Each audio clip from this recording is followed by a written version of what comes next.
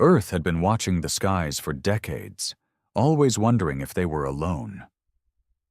When the first signals came from deep space, scientists scrambled to decode them. At first, the messages seemed like distant echoes of a civilization far beyond humanity's reach. But soon, telescopes captured something that changed everything. A fleet of alien ships, massive and sleek, cutting through the void of space. They weren't coming to make friends. They were coming to conquer. Panic swept across the world as governments broadcast emergency warnings. Satellites tracked the fleet's trajectory as it passed Jupiter's orbit, closing in faster than anyone could have predicted. Every nation prepared for war, though most knew their weapons stood no chance against technology advanced enough to cross galaxies. Yet, as the alien fleet approached Mars, something impossible happened. They vanished. The entire armada, thousands of ships strong, disappeared as if swallowed by the void. Earth's defense systems, locked and ready, detected nothing. No wreckage, no fading energy signatures, just silence. Confusion spread through military command centers and scientific communities alike. Some speculated it was a trick. Others believed the aliens had encountered some unknown force near Mars. But no answers came. 2 days later, the first of the survivors arrived. A single alien pod drifted toward Earth's atmosphere, crashing into the Arizona desert.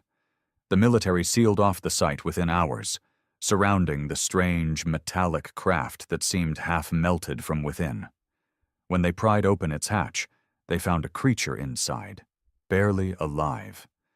The alien was humanoid but grotesquely altered, its skin pale and translucent, veins pulsing with an iridescent blue fluid. Its eyes, once black, had turned milky white, and its breath came in ragged gasps. Scientists rushed to study it, but the creature died within hours, its body collapsing into a puddle of organic sludge that evaporated before tests could be conducted. More pods appeared over the following days, scattered across Earth, from the Siberian tundra to the Sahara's burning sands. Some held aliens still clinging to life, others contained only shriveled remains. None survived longer than a few hours. Each one showed signs of internal decay, as though something had attacked them from within. Governments struggled to keep the truth hidden, but leaked footage of the pods and dying aliens spread across the internet. Speculation exploded. Some believed Earth had secretly developed a weapon capable of wiping out the invaders before they arrived. Others whispered of an ancient force protecting the planet, something humanity could never understand. But those closest to the truth knew it was neither of these things. Dr. Elena Torres, lead astrophysicist at the Global Space Defense Initiative, was among the few who'd studied the alien signals from the beginning. Late one night, she sat alone in her lab, scrolling through data from deep space sensors. Her fingers froze on the keyboard as she spotted an anomaly, a faint pulse of energy emanating from Mars's orbit. It matched no natural phenomenon, and its frequency was unlike any human technology. Heart-pounding, she enhanced the signal, filtering out background noise. Hidden within the pulse was a sequence of sounds, distorted and fragmented, but unmistakably a voice. Using advanced decryption algorithms, she reconstructed fragments of the message. As the garbled words filled her headphones, a chill ran down her spine. "We tried. The humans, not what they seem. Something inside. It spreads. No escape. Mars. A trap. Earth. Doomed." Elena stared at the screen, her mind racing. The aliens hadn't vanished. They'd been attacked, but not by Earth. Something near Mars had destroyed them. And if their message was true, whatever had infected their fleet was heading toward Earth. Before she could alert her superiors, her computer screen flickered and went dark. The lab's overhead lights dimmed. plunging the room into shadows. A faint hum resonated through the air, as if the walls themselves were vibrating. Elena grabbed her phone, but its screen was dead. Panic rising, she rushed to the door, only to find it locked tight, the keypad unresponsive. A metallic creak echoed from the lab's ventilation system. Elena backed away as cold air poured from the vents, carrying a faint chemical scent that burned her nostrils. Her breaths grew shallow, her pulse hammering in her chest. She stumbled toward the emergency exit, but her legs faltered, as though her muscles were turning to lead. Falling to her knees, she clutched at her throat, choking on invisible fumes. As darkness closed in, her last thought was a single, terrifying realization. Earth hadn't been saved from the aliens. It had been exposed to something far worse. Days passed after Elena Torres vanished from the Global Space Defense Initiative, and no one questioned her absence.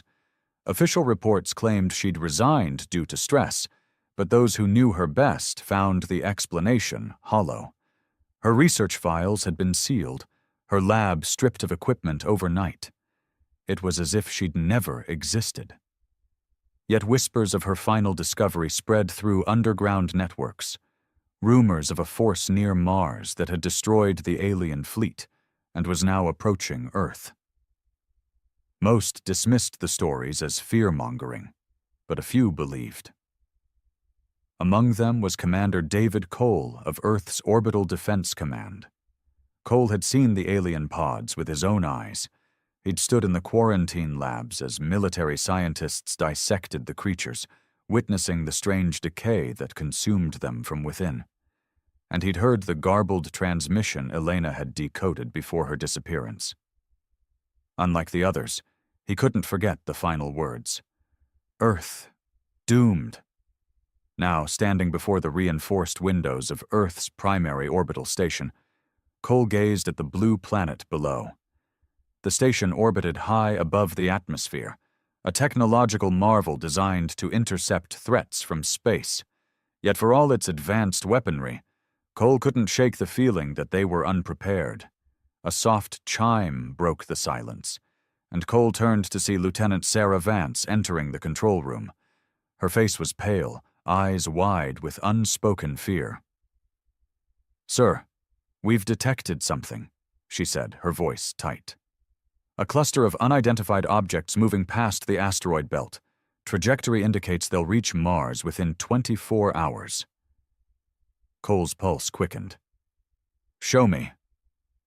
Vance activated the holographic display, projecting a three-dimensional map of the solar system.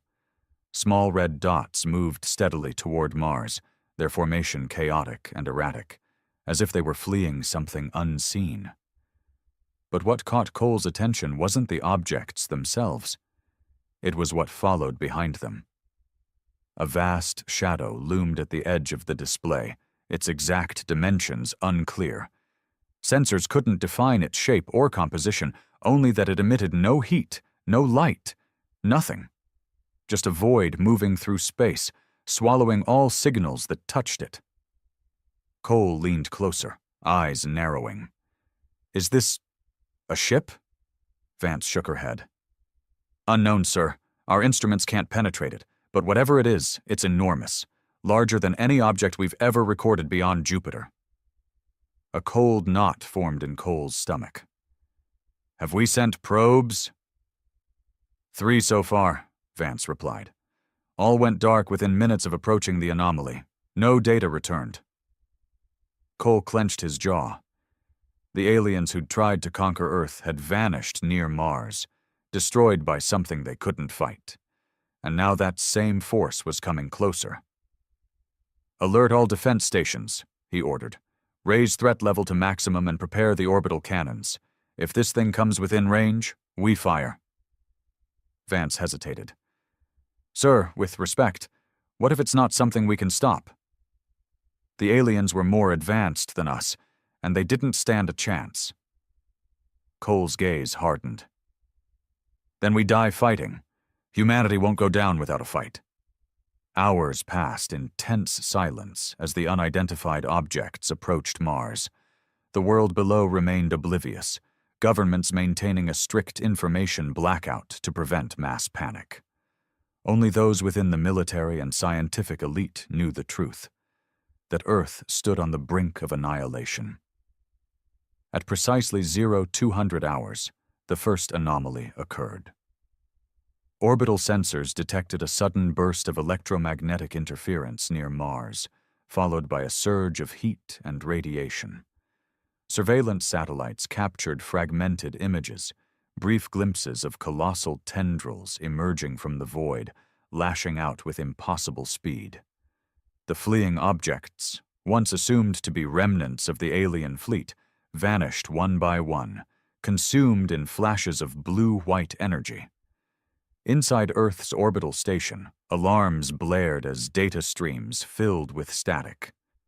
Cole and his team scrambled to maintain sensor locks, but the interference grew stronger by the second. "Status!" Cole barked over the chaos. "Massive energy surges near Mars, sir," Vance shouted above the noise. "Our instruments are failing. Whatever that thing is, it's distorting space-time itself." Visual feed. The holographic display flickered, then stabilized. What they saw froze them in place. A shape loomed beyond Mars, partially obscured by the planet's thin atmosphere. It was neither ship nor creature, but something in between, a vast amalgamation of organic tissue and metallic spires, shifting and twisting as if alive. Its surface pulsed with sickly blue light, veins of energy coursing through chitinous armor. Long tendrils extended from its core, each one tipped with jagged, crystalline growths that seemed to absorb the faint starlight around them. Then, as if sensing their gaze, the entity turned. Though it possessed no eyes, its presence seemed to focus on Earth's orbital station. A low-frequency hum resonated through space, vibrating the station's hull and sending shivers down every spine. "Sir, it's locking onto us," Vance whispered, her voice barely audible. Cole forced his fear aside, slamming his fist on the emergency console. "Fire all orbital cannons. Target the core and don't stop until that thing's dust." The station's railguns and plasma batteries roared to life, unleashing a barrage of energy blasts and hypersonic projectiles. Bolts of plasma seared through space, leaving trails of ionized gas in their wake. Railgun slugs, accelerated to near-light speed, slammed into the entity's surface with devastating force. For a moment, hope flared. Sections of the creature's outer shell shattered under the assault, releasing bursts of iridescent fluid that crystallized upon contact with vacuum. But the damage was superficial. The entity shifted, its wounds sealing almost instantly as tendrils extended toward the station, moving faster than any human weapon could track. Cole braced himself as the tendrils closed in. And then, without warning, the creature stopped, its entire form convulsed, as if struck by an invisible force. The blue light within its core flickered, growing erratic and unstable. Energy pulses rippled across its surface, each one stronger than the last. The entity twisted and writhed, its tendrils retracting as though in agony. "What's happening?" Cole demanded, gripping the console. Vance's eyes darted across the chaotic data streams. "I don't know, it's reacting to something. There's a secondary energy source near Mars. It's inside the planet." Cole's heart pounded. Inside Mars? Before he could process the implications, the creature's core exploded in a burst of blinding blue light, sending shockwaves rippling through space. The station's shields flared as debris scattered in all directions. But the worst had passed. The void that had consumed the alien fleet was gone. As silence returned, Cole exhaled slowly, shoulders sagging with exhaustion. Yet a single question lingered in his mind. If something inside Mars destroyed that creature, what will it do when it turns its gaze toward Earth? News of the anomaly's destruction never reached the public. Governments scrambled to suppress any leaked footage, erasing evidence from satellites and silencing those who asked too many questions. Yet within the highest ranks of Earth's military and scientific communities, a new fear took root. The entity had been powerful beyond comprehension, but something inside Mars had obliterated it within seconds. Commander Cole sat in the dimly lit war room of Earth's Orbital Defense Command, staring at holographic schematics projected above the steel table. Images of Mars rotated slowly, marked with red zones where sensors had detected strange energy signatures. Since the entity's destruction, those signals had grown stronger, as if something beneath the planet's surface had awakened. Across the table, General Catherine Briggs, head of Earth's Strategic Space Command, studied Cole with a hard gaze. Decades of military service had carved lines into her face, but tonight her eyes held something colder than fear: calculation. "You're certain the entity was destroyed by something inside Mars?" she asked, her voice low and deliberate. "Yes, ma'am," Cole replied. "Our sensors detected a secondary energy pulse originating beneath the planet's surface. The creature's core destabilized immediately after that pulse." Briggs tapped her fingers against the steel table, each movement precise. "And what's the current status of the energy source?" "It's still active," Cole said, "but its output is increasing. Whatever's down there, it's getting stronger." Briggs leaned back, expression unreadable. "We can't afford to wait. Launch a recon team, deep surface insertion. I want eyes on the source." Cole hesitated. "With respect, General, that's a risk we can't predict. If it destroyed something as powerful as that entity, our people won't stand a chance if—" "Commander," Briggs interrupted, her tone sharp. "Our mission is to ensure Earth's survival. We need to know what we're dealing with. Launch the mission, that's an order." Cole clenched his jaw but nodded. "Yes, ma'am." 3 days later, the recon team departed from Earth's orbital station aboard the Archangel, a state-of-the-art stealth cruiser designed for deep space infiltration. Its hull gleamed obsidian black against the void, equipped with the latest cloaking technology to evade detection. Leading the mission was Captain Naomi Hayes, a seasoned operative whose reputation for surviving impossible odds had earned her both respect and fear. Beside her stood Lieutenant Ethan Park, a cybernetics specialist whose neural implants enhanced his reflexes and cognitive speed. The rest of the team, 10 elite soldiers equipped with advanced exosuits, prepared for planetary insertion as the cruiser approached Mars. Inside the command deck, Hayes adjusted her headset as the planet loomed on the main display. Clouds of red dust swirled across its surface, obscuring deep canyons and jagged mountain ranges. Yet beneath the barren crust, sensors detected something unnatural, a pulse of energy that resonated through the planet's core like a slow, steady heartbeat. "Approaching drop zone," the pilot announced. "Surface insertion in 60 seconds. Hayes activated her suit's internal comms. "Team, status check." "Systems green," Park replied, his voice calm. "Neural interface calibrated, ready for insertion." "Alpha Squad, ready," echoed Sergeant Ramirez, leader of the ground unit. The Archangel descended through Mars's thin atmosphere, its thrusters leaving faint trails of blue plasma against the rust-colored sky. Automated defense systems scanned the surface for potential threats, but found none. Only silence and wind howling through ancient canyons. As the cruiser approached the insertion point, a crater near the planet's equator, the pulse of energy grew stronger, vibrating through the ship's hull like a distant drumbeat. Instruments flickered as interference increased, but the pilot maintained control. "Initiating drop sequence," he announced. "Hold tight." The ship's belly opened, releasing the drop pods, sleek capsules reinforced with adaptive armor designed to withstand high-speed impact. Hayes gripped the harness inside her pod as it accelerated toward the surface, her pulse steady despite the rapid descent.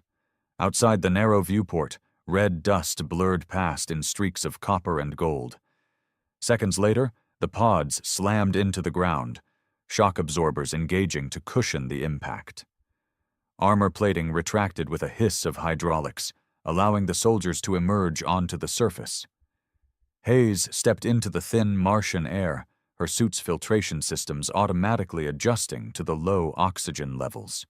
Around her, jagged cliffs rose from the crater's edge, casting long shadows beneath the pale sun. "Alpha Squad, form up," she ordered. "Park, get me a fix on the energy source." Park knelt beside a portable scanner, its sensors calibrated to detect anomalous energy signatures. The device emitted a faint hum as he adjusted the controls. "Source is directly beneath us," he reported, "approximately 3 kilometers underground. I'm detecting artificial structures, metallic alloys not found in any known human technology." Hayes exchanged a glance with Ramirez. "Artificial? You're saying there's a facility down there?" "Not just a facility," Park replied. "A network of tunnels and chambers. Something massive. It's ancient, but still active." Ramirez tightened his grip on his plasma rifle. "If it's been down there all this time, why's it waking up now?" Before anyone could answer, the ground beneath their feet trembled. Dust cascaded from the crater walls as deep vibrations resonated through the rock, growing stronger with each pulse. Instruments crackled with static, interference levels spiking off the charts. "Movement below us!" Park shouted. "Something's—" A deafening roar erupted from beneath the surface, and the ground split apart with a thunderous crack. Hayes stumbled as jagged fissures opened beneath her feet, forcing the team to scatter. From the depths of the earth, metallic tendrils shot upward, sleek and segmented, tipped with crystalline blades that gleamed in the sun. They moved with unnatural speed, slashing through the air as if searching for prey. "Open fire!" Hayes barked, raising her plasma rifle. Bolts of energy lanced through the air, striking the tendrils with bursts of molten metal and shattered crystal. Yet the tendrils continued to rise, dozens of them weaving through the air like serpents. One lashed toward Park, but he dove aside, rolling across the rocky ground as its blade slashed through the air where he'd stood moments before. "Fall back to the ridge," Hayes ordered. "We need cover." The team retreated toward the crater's edge, firing as they moved. Ramirez's squad unleashed a barrage of explosives, shattering several tendrils into molten fragments. Yet more continued to emerge, their movements synchronized as if guided by a single intelligence. As they reached the ridge, Hayes activated her comms. "Archangel, this is Ground Team 1. We're under attack. Request immediate extraction." Static answered her call. The interference had severed their communications. Gritting her teeth, Hayes turned to Park. "We need a way to disable whatever's controlling these things. Can you pinpoint the main power source?" Park ducked behind a rock, adjusting his scanner as tendrils lashed overhead. "Working on it. Hold them off a little longer." The ground beneath them trembled again, and a low, resonant hum echoed through the air. Deep and ancient, like the voice of something that had slept for millennia and was now awakening with purpose. Beneath the planet's surface, unseen and unstoppable, something stirred, and Earth's first encounter with its true power was only beginning. Beneath the cracked Martian surface, the hum deepened, resonating through the air with a force that vibrated through bone and steel alike. Hayes gritted her teeth against the pressure, plasma rifle clutched tight as she fired at the relentless tendrils closing in. Ramirez's squad held the line, exosuits hissing as they absorbed impacts and amplified the soldiers' strength. But for every tendril they shattered, more rose from the fissures, faster, stronger, adapting to their attacks. "Park!" Hayes shouted over the chaos. "We're getting torn apart out here!" I've almost got it. Park knelt behind a slab of shattered rock, his scanner flickering from interference. Sweat beaded on his brow as his neural implants struggled to filter the overwhelming energy signatures beneath them. There's a central core, 500 meters below. If we can disable it, we might shut this whole system down. 500 meters! Ramirez fired a burst of plasma that severed a tendril mid-strike. Unless you've got a drill in that scanner, we're not getting down there. Another tremor rocked the ground, sending soldiers sprawling as fissures widened. Hayes staggered but kept her footing, eyes locked on the largest crack ahead. The hum rose to a deafening pitch. Then, with a sound like thunder tearing the world apart, the earth collapsed inward. Dust and rock cascaded into the abyss as the team scrambled back from the widening chasm. From the depths emerged a shape that dwarfed the tendrils. It rose slowly, segmented armor gleaming with blue bioluminescence beneath plates of blackened metal. The creature's form was vaguely humanoid, tall and skeletal, with elongated limbs that ended in razor-sharp claws. Its head lacked eyes, yet Hayes felt its attention settle on them with suffocating intensity. "What the hell is that?" Ramirez whispered, voice shaking. "I don't know," Hayes replied, "but it's not letting us leave alive." The creature moved with terrifying speed, claws slicing through rock as it charged forward. Plasma fire scorched its armor, but the impacts barely slowed its advance. Soldiers fell back, weaving between jagged stones as they fired in desperation. Hayes dodged a swipe that sliced through the air with a sound like tearing steel, rolling aside as shards of rock exploded around her. "Fall back," she shouted. "Regroup near the drop pods. We need—" Before she could finish, the creature lunged. Hayes barely had time to raise her rifle before a claw slammed into her side, throwing her through the air. She hit the ground hard, armor scraping against stone as she tumbled across the crater floor. Pain flared through her ribs, but she forced herself upright, vision blurred with dust and blood. "Hayes!" Park's voice crackled over comms, distorted by interference. She gasped for breath, struggling to stand as the creature advanced. "I'm still here! Park, if you've got any bright ideas, now's the time." "I've located an access tunnel," Park replied. "It leads directly to the core. If we can reach it, I might be able to override whatever's controlling this thing." "Then let's move!" Ramirez and his remaining soldiers laid down suppressive fire as Hayes sprinted toward Park's position. Tendrils lashed through the air, narrowly missing her as she ducked and wove through the chaos. The ground beneath her feet vibrated with the pulse of the core, faster and stronger with every beat, like a heart accelerating toward some terrible climax. Park waved her toward a narrow fissure near the crater's edge. The opening was barely wide enough for a person to squeeze through, jagged stone slick with condensation from the planet's subsurface heat. Without hesitation, Hayes slid inside, boots scraping against uneven rock as she descended into darkness. Park followed close behind, the flickering light of his scanner casting eerie shadows across the tunnel walls. Their armor's internal lamps illuminated veins of metallic ore embedded in the rock, strange alloys that pulsed faintly in sync with the core's energy. The air grew thick with heat and pressure, like the atmosphere of a world on the verge of collapse. "How much farther?" Hayes asked, breath ragged from the descent. 200 meters, Park replied. "The core's activity is spiking. It's like it knows we're coming." "Let's hope that means we're getting close." Behind them, distant sounds echoed through the tunnel. The scraping of claws against stone, the metallic hiss of tendrils slithering through fissures. The creature was following. Hayes quickened her pace, boots striking the rock with rhythmic force as adrenaline surged through her veins. The tunnel narrowed further, forcing her to crouch as she pressed forward. The heat intensified, sweat soaking her suit despite its cooling systems. Each step brought the pulse of the core louder, faster, until it no longer felt like a distant hum, but the very heartbeat of the planet itself. Then the tunnel opened into a vast chamber, and Hayes stopped short. The space stretched beyond the range of their suit lamps, walls vanishing into darkness overhead. At the center stood the core, a massive sphere of translucent crystal suspended above a network of metallic conduits that pulsed with blue light.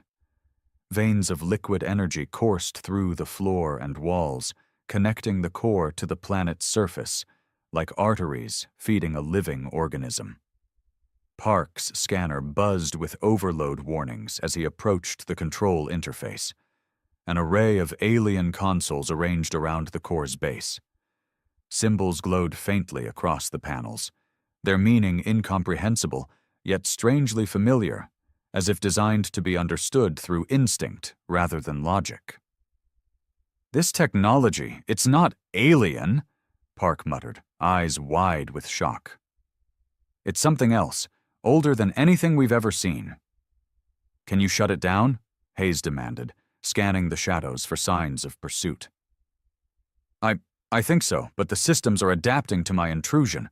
I need more time." "We don't have time." Hayes spun as the tunnel behind them echoed with a distant roar. Claws scraped against stone, growing louder as the creature closed in. "Hurry, Park!" Fingers flying across the console, Park overrode security protocols one by one, each success met with resistance as the core's energy surged in defiance. Sparks arced from the conduits, illuminating the chamber with flashes of electric blue. "Almost there. Just a few more seconds." The creature lunged from the tunnel with a snarl of grinding metal, eyes blazing with blue fire. Hayes fired her plasma rifle point blank, molten bolts searing through its armor and staggering it back. But not for long. It recovered instantly, claws slashing toward her with lethal speed. Hayes dodged, rolling beneath the swipe and retaliating with a burst of plasma that shattered part of its shoulder. "Park!" she shouted as the creature advanced again. "Now!" Park's hands flew across the controls. Then he slammed his palm against the final panel.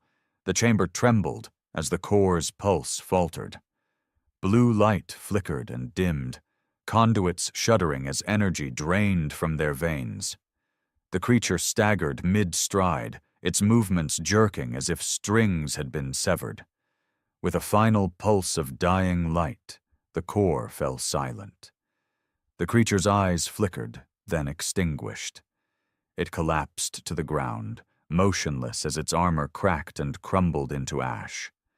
Tendrils across the planet's surface withered, retracting into the earth as the network that controlled them dissolved. For a moment there was only silence. Hayes lowered her rifle, chest heaving as adrenaline ebbed. "Park, you did it." Park slumped against the console, exhaustion etched into his face. "Yeah, but I don't think this place is done with us yet." As if in answer, a low tremor rumbled through the chamber, deep and distant, like the first stirrings of something far larger awakening beneath the surface. And this time, Hayes wasn't sure they'd survive what came next. The tremors grew stronger, shaking the chamber as cracks spiderwebbed across the walls. Dust and shards of crystal rained from the ceiling, illuminated by the flickering remnants of blue light within the core. Hayes gripped the nearest console to steady herself, heart hammering as the ground beneath her feet seemed to shift like a living thing. "Park, we need to move, now!" she shouted over the rising rumble. Park staggered to his feet, still dazed from the energy backlash that had surged through the alien systems. His neural implants flickered, struggling to recalibrate in the electromagnetic chaos. "The whole structure's destabilizing. I must have triggered a failsafe when I shut down the core." "Well, you did a hell of a job," Hayes snapped, already scanning the chamber for an exit. The tunnel they'd come through was collapsing, stone and debris crashing down to seal their path. Her suit's sensors registered rising temperatures and toxic gases leaking from fissures beneath the floor. If they didn't escape soon, the planet itself would kill them. Park tapped at his scanner with shaky hands. There's another tunnel on the far side of the chamber. It leads deeper underground. Might connect to a secondary access point. Deeper? Hayes shot him a look. That's the opposite of getting out of here. I know, Park barked, but it's the only way forward. The surface route's gone. Another quake rocked the chamber, tilting the floor beneath their feet. Hayes bit back a curse, forcing herself to focus. Every instinct screamed to get out, but standing here debating would only get them killed. Fine, move, she ordered, grabbing Park's arm and half-dragging him toward the far wall. They sprinted across the collapsing floor, dodging chunks of debris as conduits burst with arcs of blue-white energy. Molten fluid leaked from fractured veins, scorching the rock with acrid steam. The air grew thick with heat, each breath burning Hayes' lungs despite her suit's filtration systems. Ahead, the tunnel yawned open, narrow, jagged, and barely stable. Hayes shoved Park inside first, then dove after him as the floor behind them split apart with a deafening roar. The entrance collapsed the moment she cleared it, sealing them inside the narrow passageway. For a moment, there was only darkness. Hayes could hear Park's ragged breathing beside her, echoing off the stone walls. Dust clung to the air, gritty against her tongue as she forced herself to inhale slowly. "Status?" she rasped. "Alive," Park replied between gasps. "Barely. Keep moving. No time to rest." Hayes activated her suit's built-in lamps, casting beams of white light down the tunnel's jagged walls. The stone glistened with faint traces of metallic ore, the same strange alloy they'd seen near the core. Alien, ancient, and still faintly pulsing with residual energy. They advanced slowly, crouching to squeeze through narrow gaps as the tunnel twisted downward into the earth. The air grew hotter, laced with the faint scent of sulfur and something else. Something metallic and faintly sweet, like blood on a cold blade. The hum that had resonated through the core was gone, but Hayes could still feel a faint vibration beneath her boots, like the distant heartbeat of something slumbering far below. Park scanned the walls as they moved, his neural implants flickering with faint blue light as he tried to interface with the residual energy around them. "These structures, they're not just tunnels," he murmured. "They're part of a larger system. The core we shut down was just one node in a planetary network." Hayes shot him a wary glance. "Meaning?" "Meaning, there might be more of those creatures," Park said grimly. "And if they all wake up—" "They won't," Hayes cut him off, her voice hard. "We shut down the core. Whatever controlled them is dead." Park didn't answer. His silence lingered as they pressed deeper into the earth. Minutes stretched into what felt like hours. The tunnel narrowed and widened without pattern, winding through layers of rock that grew hotter and denser with every step. Hayes could feel sweat soaking her undersuit despite its cooling systems. Her pulse pounded in her ears, but she forced herself to keep moving, eyes fixed ahead as if sheer willpower could carve a path to the surface. Then, without warning, the tunnel opened into another chamber, and Hayes stopped short, pulse hammering as adrenaline surged anew. This space was smaller than the core's chamber, but no less alien. Walls of smooth, black metal curved inward, forming a dome laced with veins of bioluminescent crystal. Strange machines clustered along the perimeter, tall spires of glass and steel connected by cables that pulsed faintly with residual power. Unlike the previous chamber, this one still buzzed with faint life, machines clicking softly as dormant systems cycled in slow, rhythmic pulses. At the chamber's center stood a pedestal of black stone, carved with symbols that seemed to shimmer faintly beneath the light of their suits. Suspended above it hovered a sphere of liquid metal, perfectly smooth, rippling faintly as if reacting to their presence. The air around it crackled with faint static, like the distant hum of a live wire. "What is this place?" Hayes whispered, stepping cautiously towards the pedestal. Park's eyes glinted with reflected light as he scanned the sphere, his implants flickering faster as he approached. It's a control node, but more advanced than the core above. This might be the central hub, the system that governs the entire planetary network. Hayes' pulse quickened. Can you shut it down? I don't know, Park admitted, brow furrowed as he adjusted his scanner. This technology's beyond anything I've ever seen, but if I can interface with it... Before he could finish, the sphere pulsed with sudden light. Symbols ignited across the pedestal, lines of molten gold racing through the stone as the air crackled with electricity. Park stumbled back, clutching his head as blue light flared across his neural implants. Park! Hayes lunged forward, grabbing his shoulder as he convulsed beneath the surge of energy. His eyes rolled back, veins glowing faintly beneath his skin as the sphere's pulse synchronized with his own heartbeat. I can hear it! Park gasped, voice distorted with static. It's speaking, transmitting. Get out of there! Hayes dragged him back, breaking his connection as the sphere flared brighter. Park collapsed to his knees, gasping for air as residual energy crackled across his suit. Hayes raised her rifle, aiming at the sphere. Tell me I should shoot that thing right now. Wait. Park held up a hand, struggling to catch his breath. I accessed part of the system. It's not just controlling the creatures, it's transmitting beyond Mars. A signal, aimed directly at Earth. Hayes' blood turned cold. What kind of signal?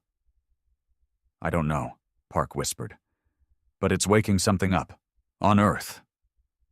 Before Hayes could respond, the sphere pulsed again, and this time a sound echoed through the chamber. Deep and resonant, like a voice speaking in a language no human could understand. Yet somehow, Hayes could feel its meaning reverberating in her mind. The first trial has ended. The awakening begins. Hayes clenched her rifle tighter, pulse hammering in her ears as dread coiled deep in her gut. Whatever they'd found beneath Mars, it wasn't over. And Earth was next. The voice echoed through Hayes' skull, more sensation than sound, cold, vast, and ancient. She gritted her teeth against the pressure as it reverberated through her mind, stirring half-formed images she couldn't comprehend. A world consumed by metallic tendrils, cities reduced to twisted wreckage, skies burned black beneath shapes too vast to name. The air in the chamber grew heavy, thick with unseen force that made her bones ache as if gravity itself had doubled. Park clutched his head, eyes squeezed shut against the pulse of alien energy still resonating through his neural implants. His breath came in ragged gasps, sweat slicking his brow as faint arcs of blue static flickered across his skin. Park! Hayes grabbed his shoulder, shaking him hard. Stay with me. I can hear them, he gasped, eyes wild with pain. Millions of them, waking up on Earth. Hayes' pulse pounded in her ears. What the hell are you talking about? They're already there, Park whispered, voice hollow with shock. Buried deep, dormant for centuries, waiting for the signal. The metallic sphere above the pedestal pulsed again, brighter this time, its surface rippling as if something beneath its liquid surface was straining to break free. The alien machines surrounding the chamber hummed louder, circuits flickering to life as dormant systems rebooted. Energy surged through the walls, veins of molten gold igniting in intricate patterns that pulsed faster and faster, like the accelerating heartbeat of something vast and unseen. Hayes stepped between Park and the sphere, raising her plasma rifle as blue sparks arced from the pedestal. I'm shutting this thing down, now! Wait! Park gasped, staggering upright. If you destroy it, we lose any chance of stopping the signal. I can override the transmission, cut off the awakening before it reaches full activation. We don't have time for... The ground beneath their feet lurched, nearly knocking them both to the floor. Dust rained from the ceiling as distant echoes reverberated through the tunnels, low and rhythmic, like the footsteps of something enormous stirring far below. The air crackled with rising heat as faint tremors shook the walls, growing stronger with each pulse of the sphere. Hayes swore under her breath, heart hammering against her ribs. They were out of time. Whatever slumbered beneath Mars was waking, and if Park was right, Earth would be next. "Do it," she barked. "Cut off that signal, whatever it takes." Park stumbled back to the pedestal, fingers flying across its alien interface as holographic symbols flared to life above the console. His neural implants flickered brighter as he synced directly with the system, eyes darting beneath closed lids as streams of alien code flooded his mind. "The transmission's already halfway to Earth," he shouted over the rising hum of machinery. "If it completes, every dormant node on the planet will activate." Hayes tightened her grip on her rifle, eyes darting towards the tunnel behind them. The vibrations in the walls were growing stronger, each pulse accompanied by distant metallic echoes that grew louder with every beat. Something was coming. "Hurry, Park!" she shouted. "I'm almost there!" The sphere pulsed faster, its liquid surface rippling with molten blue light as tendrils of energy arced toward Park's outstretched hands. His implants sparked with feedback, but he held his ground, forcing his mind deeper into the alien network. The air grew thick with electromagnetic static, making Hayes's skin prickle beneath her armor as the chamber trembled around them. Then, with a sound like breaking glass, the tunnel behind them exploded. Hayes spun as shards of rock and metal rained through the air, heat searing her faceplate as a massive shape burst into the chamber. It was larger than the creature they'd faced above. Twice as tall, its skeletal frame encased in obsidian armor laced with molten veins of blue energy. Its elongated skull tilted toward them with inhuman grace, eyeless sockets glowing with cold fire as it stepped forward on clawed limbs that gouged deep furrows into the stone floor. Hayes fired without hesitation, plasma bolts scorching through the air as she unloaded her rifle into the creature's chest.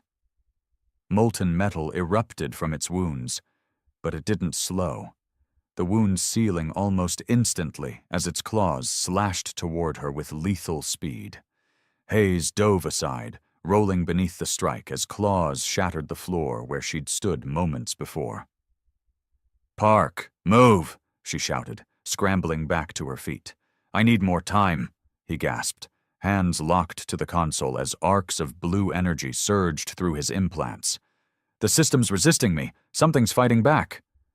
The creature lunged again, claws slicing through the air as Hayes backpedaled, firing shot after shot into its advancing form. Its armor cracked beneath the plasma blasts, but it moved too fast, closing the distance in seconds.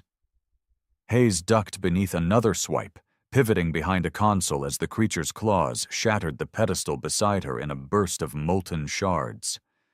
Sweat stung her eyes as heat thickened the air, the rising pulse of the sphere hammering against her skull like a second heartbeat.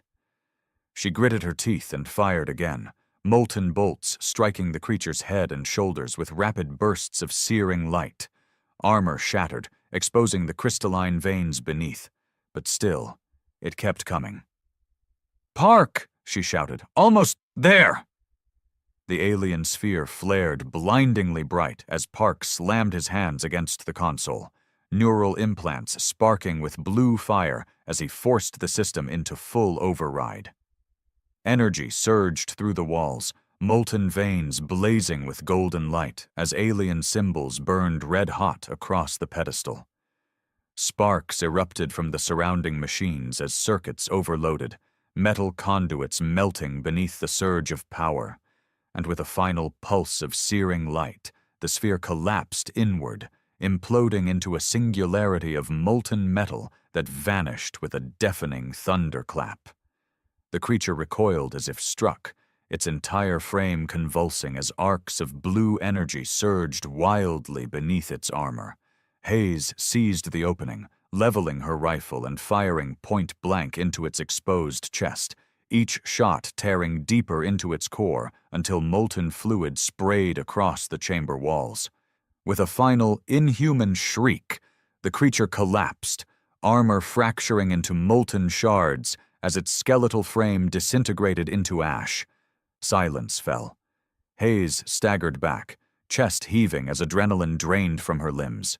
The air still crackled with residual static, but the oppressive pressure that had filled the chamber was gone. The metallic veins along the walls faded to dull gray, their energy spent as the network went dormant once more. Park collapsed to his knees beside the shattered pedestal, sweat soaking his face as the last sparks of blue light faded from his implants. Hayes knelt beside him, gripping his shoulder. "Park, you did it." I think so," he gasped, struggling to catch his breath. "The signal, it's cut off. The nodes on Earth won't activate now. We stopped the awakening." Hayes exhaled slowly, her entire body aching with exhaustion. For the first time in what felt like hours, she allowed herself to believe they might survive this. "Let's get the hell out of here," she said, pulling Park to his feet. They turned toward the far side of the chamber, where another tunnel stretched upward into darkness, their only path to the surface. But as they approached the exit, a faint vibration stirred beneath their boots, deep and distant, like the echo of something far below that had yet to fully awaken. Park paused, eyes wide with sudden realization. "Wait, this network wasn't just transmitting to Earth." Hayes froze. "What do you mean?" Park's voice was hollow with dread. "The signal. It wasn't just calling the nodes on Earth. It was broadcasting beyond the solar system." Hayes's breath caught in her throat. "Beyond—" Before she could finish, a deep, resonant hum vibrated through the chamber, low and vast, like the breath of something awakening across the void. Far above, beyond the thin skies of Mars, distant stars began to flicker with faint blue light. The hum vibrated through the stone walls, low and distant, like the breath of something unimaginably vast stirring from ancient slumber. Hayes felt it in her bones, resonating beneath her armor as faint tremors shuddered through the ground. The air seemed to thicken again, heavy with the scent of molten metal and something older, like the cold breath of space itself. Park clutched his scanner with trembling hands, eyes locked on the readings flickering across its cracked screen. "It's not stopping."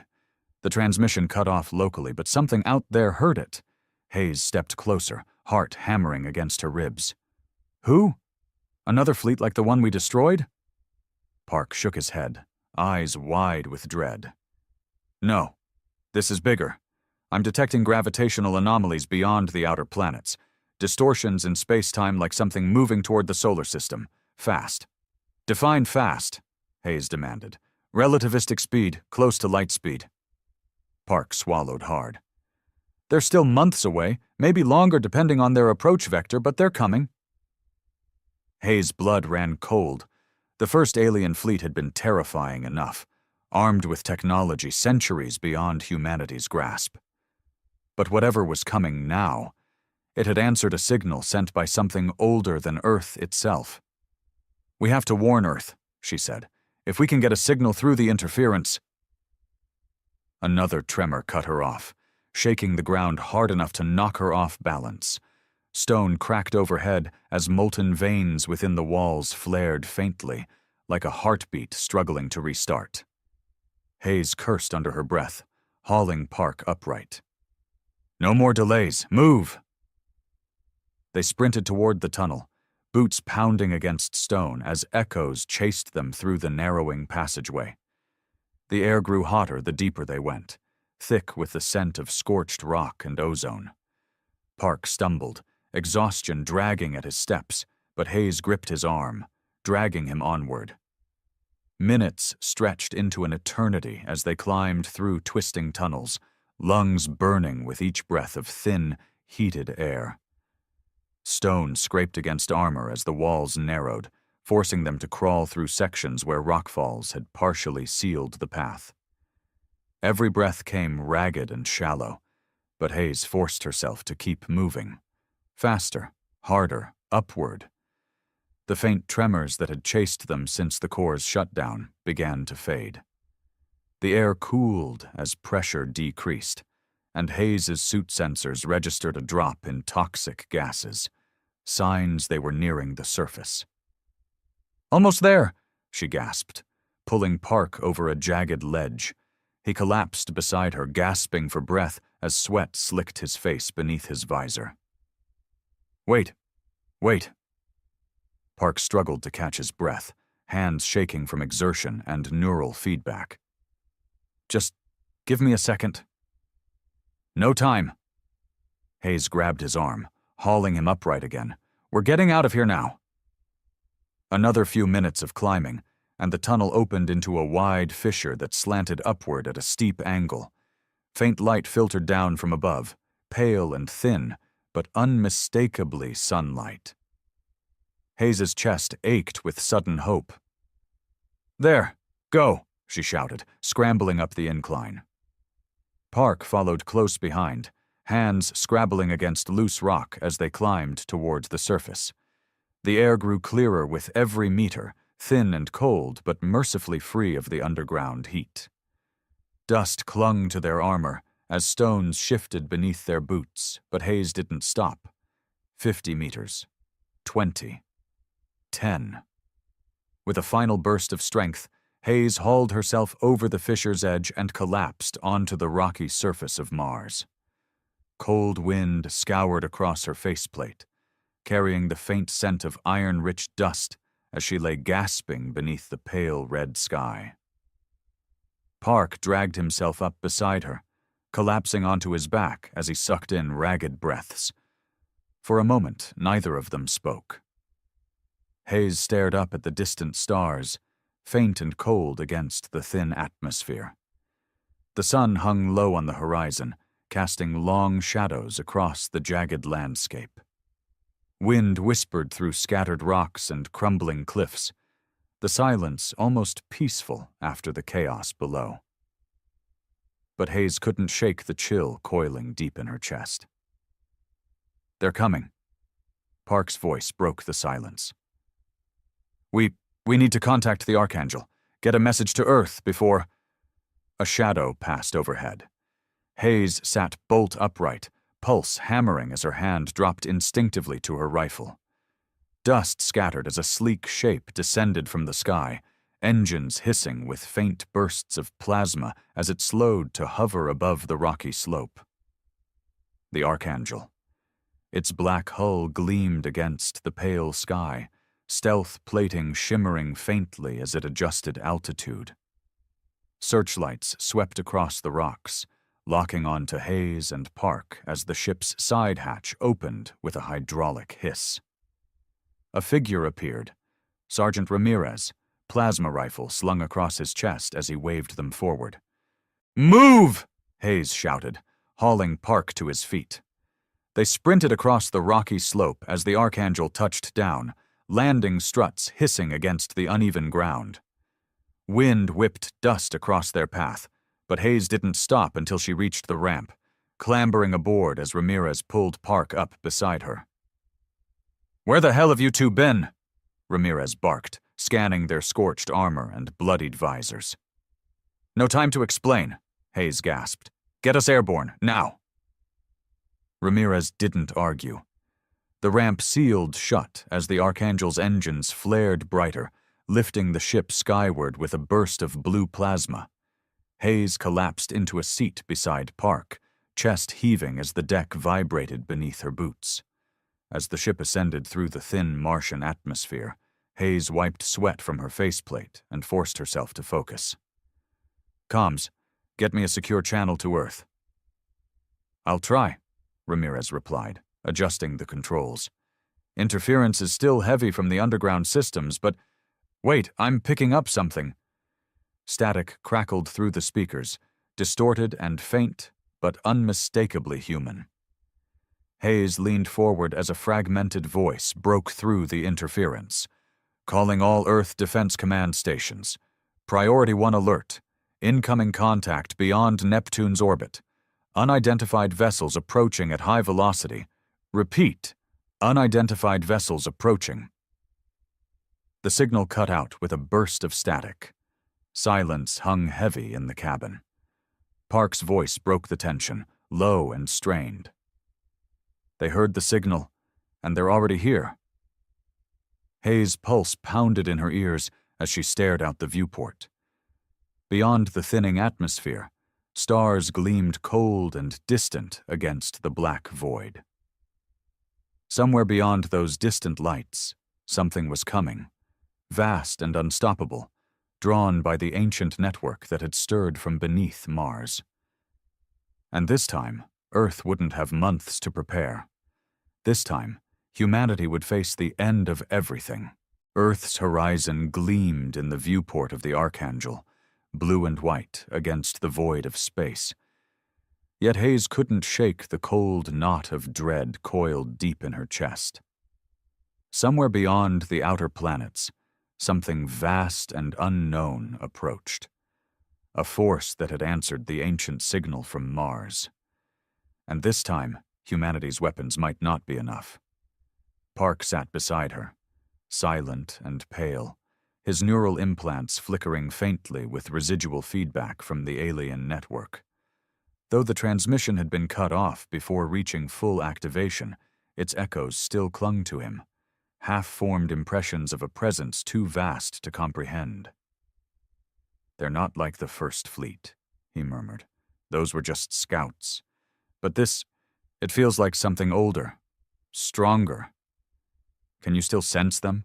Hayes asked, her voice low. Park hesitated, gaze distant. "Not clearly, just fragments. But they're coming fast. Days, maybe less, depending on their acceleration." Hayes exhaled slowly, forcing herself to focus. Fear wouldn't help them now. "We'll warn Earth. Let Command know what's coming and—" "Commander!" Ramirez's voice cut through the tension from the comm station. "Picking up transmissions from Earth's orbital defense grid. Multiple energy spikes near Neptune's orbit. Wait, visuals coming in now."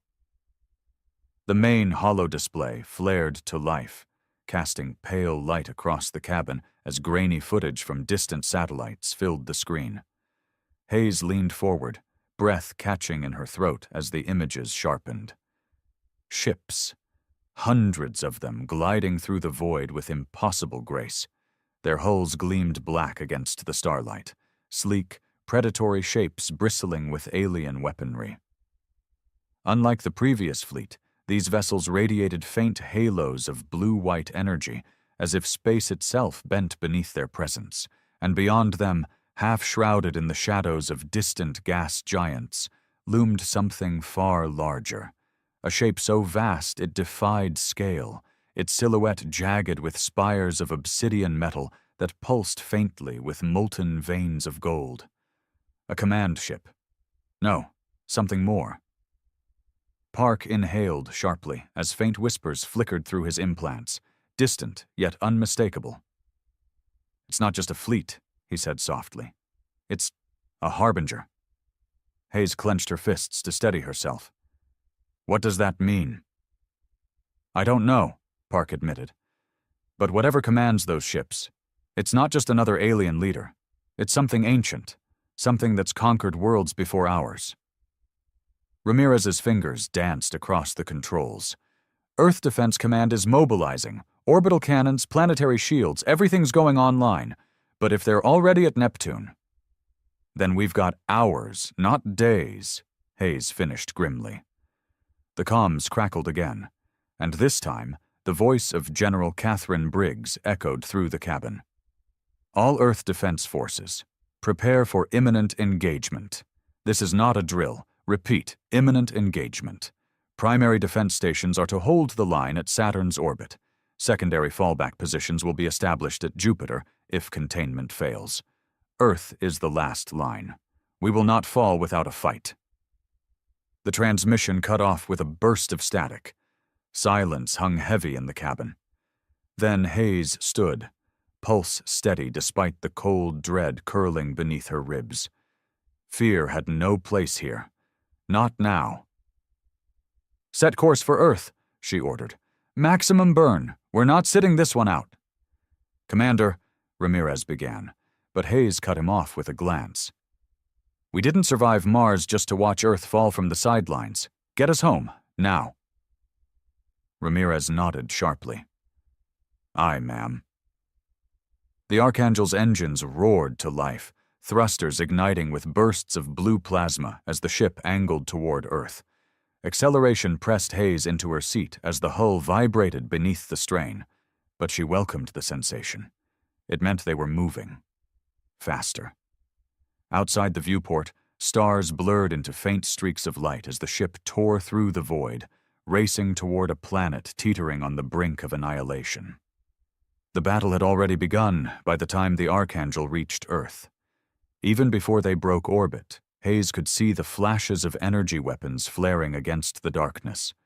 Blue-white bursts of plasma and railgun slugs streaking through space as Earth's orbital defenses engaged the approaching fleet. Explosions bloomed like distant stars as alien ships returned fire, lances of molten energy slicing through human warships with terrifying precision.